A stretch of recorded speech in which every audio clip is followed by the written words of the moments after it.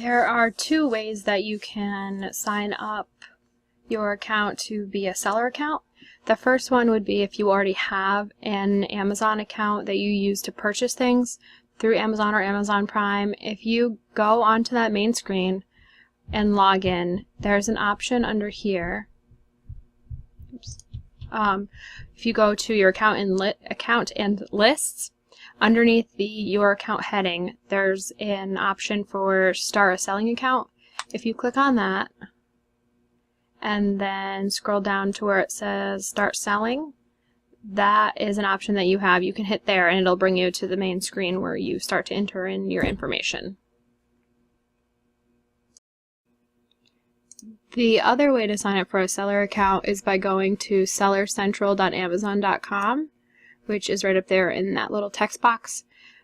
From there, if you don't have an Amazon account already, so if you don't already buy on Amazon, then you can go right here to register now. But if you do have an Amazon account that you use and that you shop with, you can just sign in up here.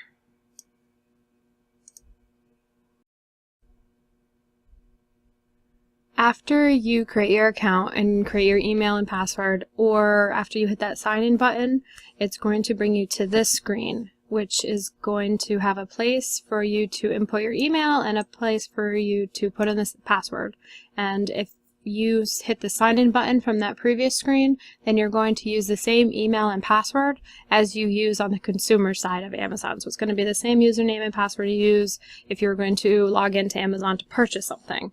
And then if you had to register for your account because you didn't have a previously set up Amazon account, it's going to be the same email and password that you just created a few minutes ago.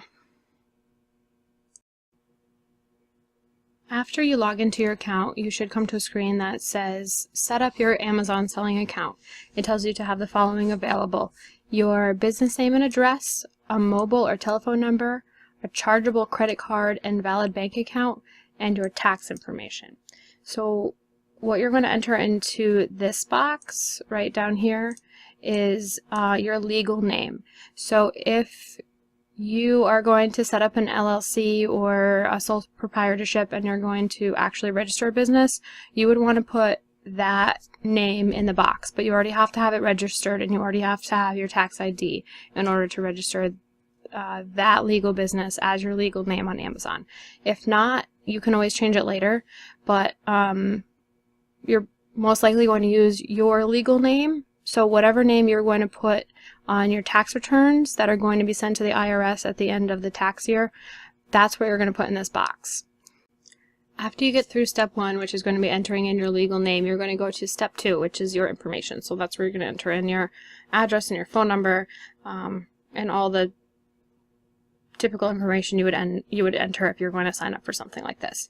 The third step is going to be setting up your billing method, and I want to draw attention to the top of here where it says your selling plan. Right, I think it defaults to setting you up for a professional selling plan, and then it tells you that your first monthly subscription fee of $39.99 will be charged upon account creation. So there are two different account types that you can sign up when you're a seller on Amazon. The first is an individual plan, and the second is a professional selling plan. So the individual plan is, I would say it's for someone who's only going to do a little bit of selling on Amazon. There is not a monthly subscription fee for the individual plan. It's $39.99 a month, but instead you're going to pay 99 cents per item when your item sells. So if you were going to be selling 40 items or less per month on Amazon, I would say go ahead with the individual account because you're going to end up paying less. If you are going to be selling full-time or be doing more than 40 items per month, then you would probably want to go ahead with the professional account. There are some fees that Amazon takes every time you sell something, which I'll go over later, and those fees are going to be the same no matter what. So they take, depending on whether or not you do FBA, they take usually about $3 per item plus a percentage for FBA. If you're fulfilling it yourself, they're going to take a percentage of the item depending on the item category.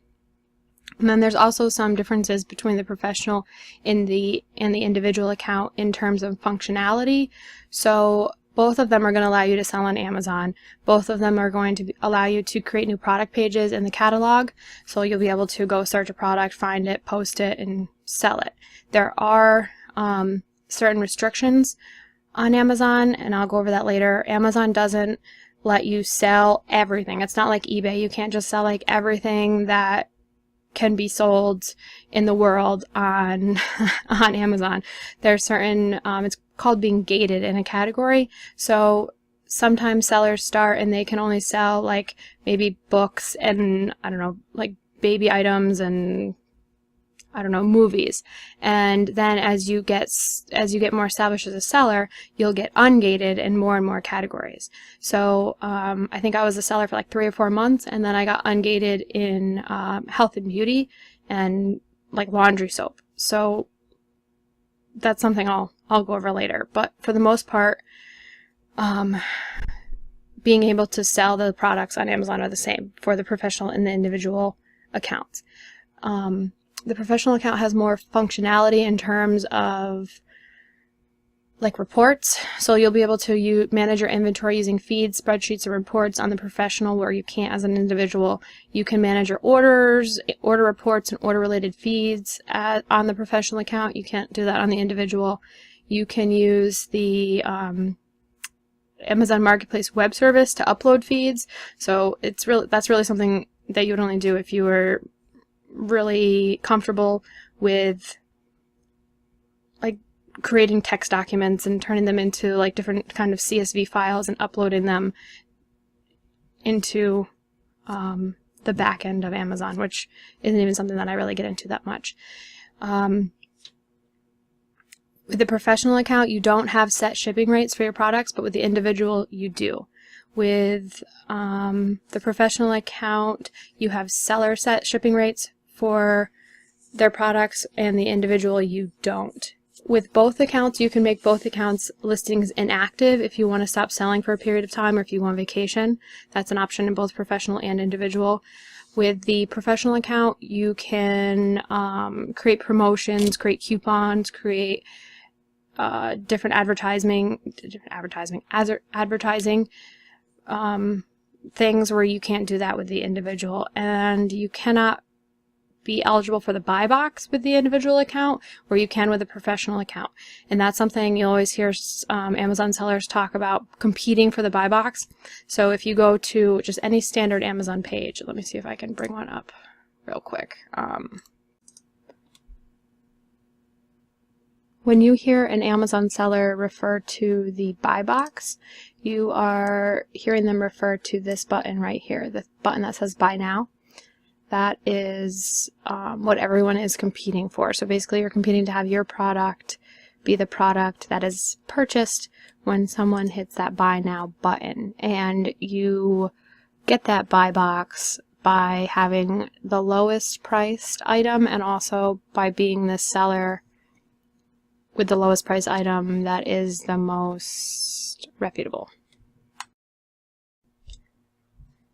Going back to the billing method setup on this page, so the first part for the $39.99, when you enter in your credit card or debit card information, that is going to be for the subscription charge per month.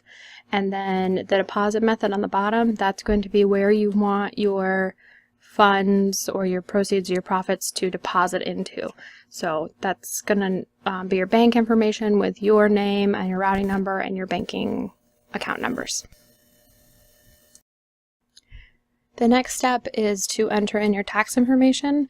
So when you get to that step, it's going to ask for your, I think it's going to ask for your legal name again, and then it's going to ask for either your social security number or your tax ID number. And that would be as if you registered underneath a company like LLC or something like that. If you didn't, then you're just going to use your social security number. So it should open up a new window with some form of a W-9. I don't know if it's going to look exactly like this or if it's going to look like just a fillable, like a website type form. But the W-9 is just a form that the IRS puts out. It's a request for taxpayer identification number and certification. Amazon is going to keep that on file because at the end of the year you're going to get a statement, just like you would get a W-2 from an employer. You're going to get some form of a 1099.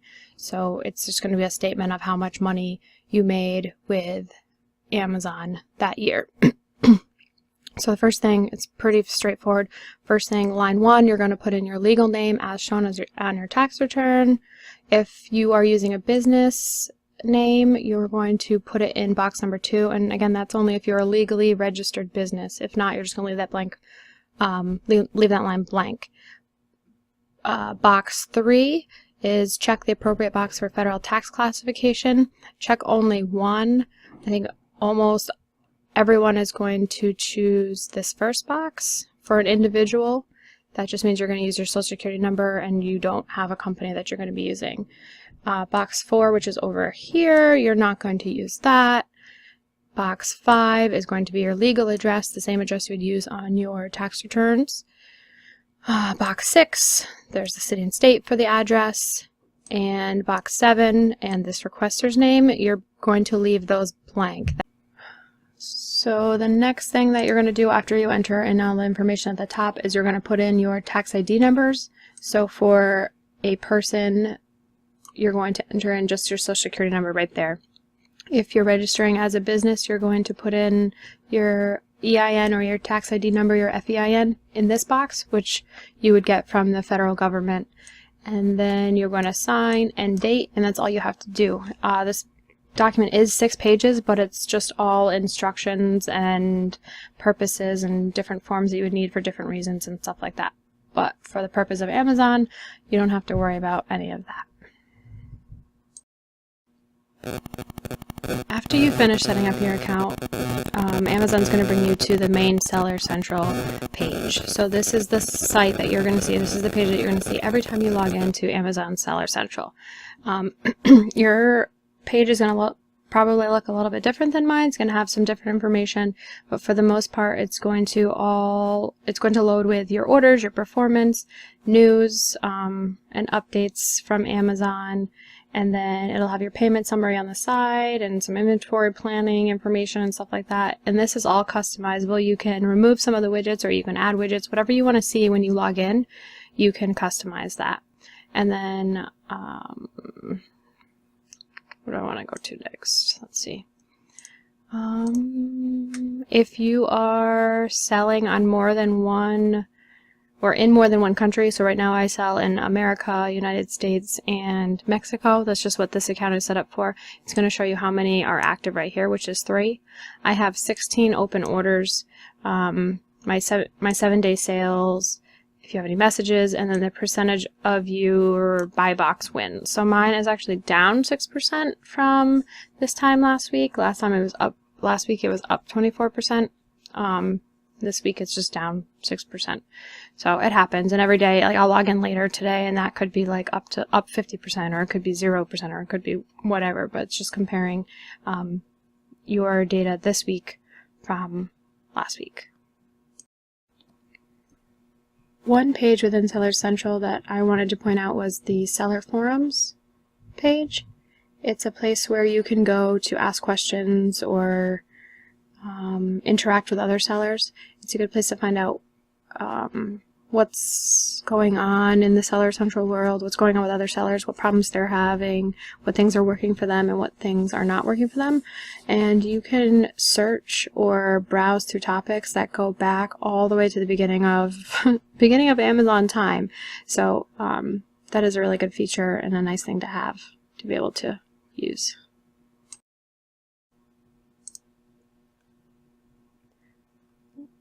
One of the other things that I wanted to point out in this video was how to get back to the settings, or some of the original settings that we set up in the beginning, how to change or modify those if you wanted to. And you would get to this page by going up to the settings button up in the top right hand corner, and then it would open this page. So here you can see the status of your listings and what type of account you have, whether professional or individual, and you can manage that here. If you start out on Amazon and you realize like you aren't doing as much as you thought you were going to do, or you're actually doing more than you thought you were going to be doing, you can upgrade or downgrade on this site. And then here's also where you can adjust your deposit methods. If you originally entered in a bank, that for the bank information, if you originally entered one bank and you want to change it to another one, or you switch banks or whatever, for whatever reason, you can change that in this page. Charge methods and charge methods for advertising. So one is going to be for your subscription, and then the other one is going to be if you run any ads or sponsored products. That's where you would be able to change that. I will warn you, if you change your deposit methods, I would advise doing it with Amazon over the phone, because the first time that I entered in my deposit information, when I first signed up, it wasn't a requirement to put that in there yet. Like, when I first went through the initial sign up phase, I didn't have to enter in my bank information. I had to go in to the settings afterwards and sign up through here, through the settings tab.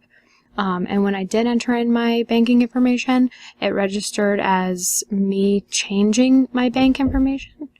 And then it flagged Amazon, and Amazon flagged it as something like fraudulent. So they ended up suspending my account for like 2 days until I called them and verified that it was me that actually made the change. So if you're going to make any changes to your deposit methods or your banking or your credit cards, I would recommend calling Amazon and having them do it with you over the phone. That way you don't get temporarily suspended or anything like that. And then here is the information about your business. If you want to change that, the address, the legal entity. If you start out as just as a business for yourself and you want to change it to an LLC or a sole proprietorship, you get a tax ID number. That's where you would make that information. Your display name is the name that's going to be shown as your business. You can change that at any time, and there's no limit to how many times you can change it. Your shipping information, I'm going to go over that in a different video, but this box right here would be where you want to show as your return address for the stuff that you're shipping out. So if you're going to be printing your labels yourself, that's what would be on the labels, would be the information that's underneath the return address. And then your shipping settings, I'm going to go over that separately. And then same thing for tax information. If you want to change that, it's under this tab as well right there. The third episode, or the third video that I'm going to post, I'm going to try to do that one as a live video. I'm going to try to do that one tonight. Tonight is Wednesday, December 12th, around 8 o'clock Eastern Standard Time, probably closer to 9. I'll post something on the Facebook page when I figure out exactly what time I'm going to be going live, because I feel like there's a lot of questions around FBA and how exactly it works and why it works so well and why I choose to do that over merchant fulfilled shipping and selling. So keep an eye on the Facebook page, and I will let you know when that is going to go live.